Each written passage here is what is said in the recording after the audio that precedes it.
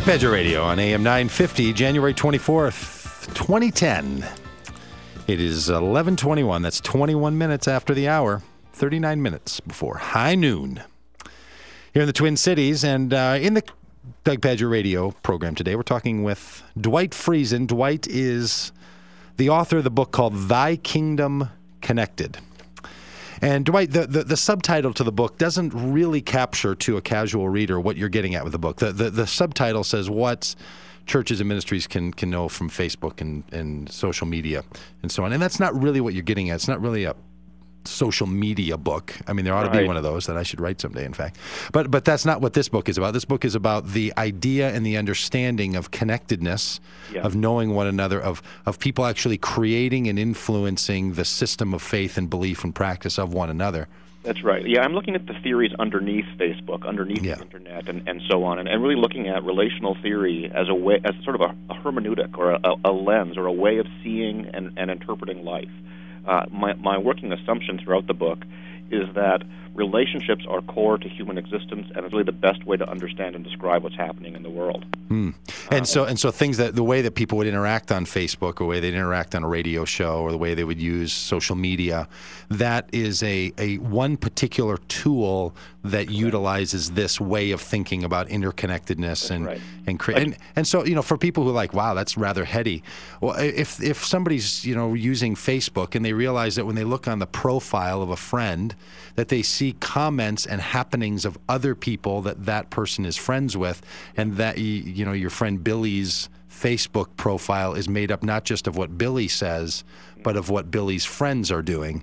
And you start to see, boy, a picture of who this Billy isn't just Billy, it's Billy and all the people that Billy's involved with. That's right. In fact, that's exactly it. That's one of the reasons why I love the Web 2.0 revolution and all these new programs that are coming out, is because it's helping us see the dynamic nature of relationships in ways that we've just taken for granted. Our communities, our churches, our schools, our neighborhoods have always been arranged relationally, but now we have a tool that's actually helping us map that out and see it in very tangible ways, which then allows us to think about our relationships and how we relate with one another more critically.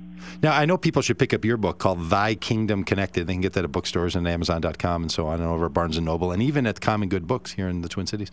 But I heard of another book that came out recently from a couple of reporters and researchers from a heart study of a small town, I think in Connecticut, where they had 40 years ago entered into a long-term study with people on their behavior and their heart risks.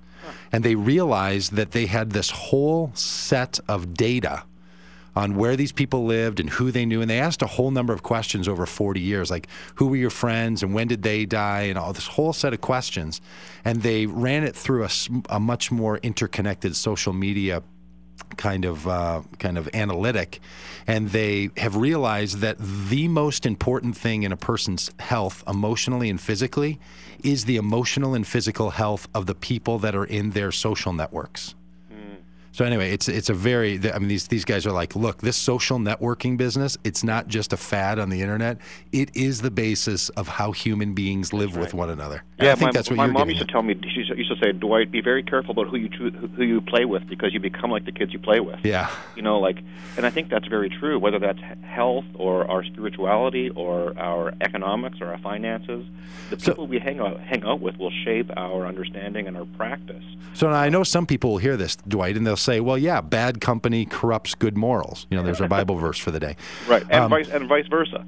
Yeah, but and then they'll say, good company corrupts bad morals. Good company corrupts bad morals. So they'll say that's why you have to be very careful about who you connect with, and go through and pick out the bad people and put them in the pile of folks you won't connect with, and pick out the good people and hang around them. But I think what you're calling for in the book is, look, this kind of interconnectedness has to get beyond sort of our fears and our cultural biases. Well, and part of the reason for that is even just the question itself, which we, as Christians, we often jump to that space of good people versus bad people, and in making that claim, of course, we're assuming that we're part of the good people. And so part of what the call to seeing relationally does is to say, what if we actually leaned into people and into relationships with people who see things from an absolutely opposite perspective of our own, and actually listened and actually engaged, maybe we would discover that we, in fact, need to repent of some of the things that we've been doing and some of the ways we've been doing it through that encounter. And so the question between good and bad becomes, how are we both transformed? Mm-hmm. And that's one of the powers of connection like this that I'm trying to explore.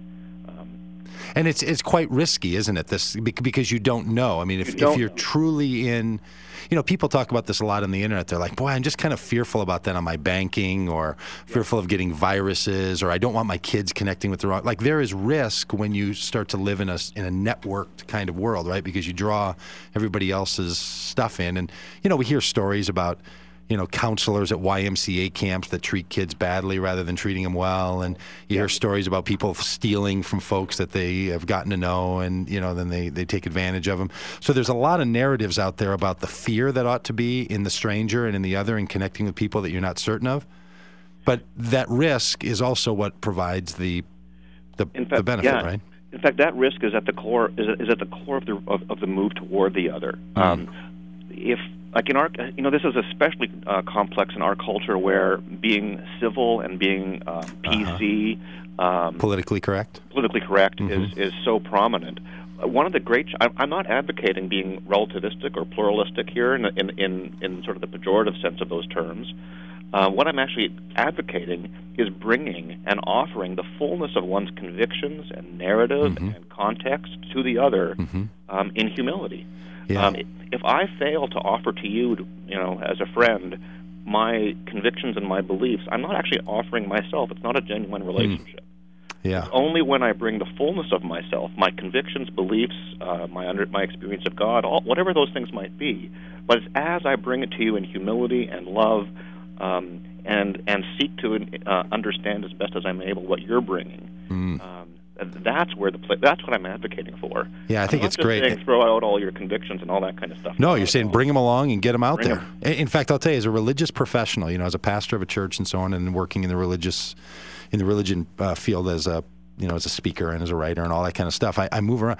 It is amazing how often church communities don't advocate for people to actually be honest and express who they are and what they think about things. Yep. They tend to be one-way distribution systems. That's right. Where someone's going to tell a group what they ought to know, but you're really not encouraged or encountered or enabled to share what you think about things. And so it's funny that sometimes, even in religious communities, that I think, as you're saying, that the call would be for people to be more connected, that there's these pressures that actually make us less connected. That's right.